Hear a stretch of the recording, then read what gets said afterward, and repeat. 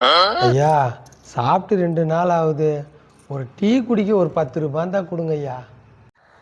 ஐயோ கைகள் நல்லா தானே இருக்குது, ஒரு உழைச்சி சாப்பிட வேண்டியதானே.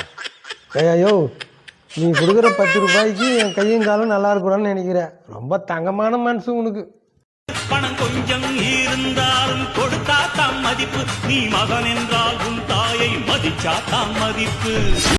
ஐயா கையில் தான் 20 ரூபா வச்சுக்கிறியா, அதுலேருந்து டீ குடிக்க வேண்டியதானே. ஐயா ஒரு 10 ரூபாய் எக்ஸ்ட்ரா கையில் இருக்குது, இதை வச்சு டீ குடிச்சிக்கோன்னு சொல்கிறிய. அப்போ ஒவ்வொருத்தரும் கோடிக்கணக்கில் சம்பாரித்து வச்சுட்டு உட்காந்து சாப்பிட வேண்டியது தானே. எதுக்கு அத்தை விட்டுட்டு இன்னும் ஒன்றுன்னு ஓடுறீங்க? எனக்கு மட்டும் புத்திமதி சொல்கிறா. அட பாவி, பிச்சைக்காரனா இருந்துன்னு இவ்வளோ கரெக்டாக சொல்கிறான். Something wrong.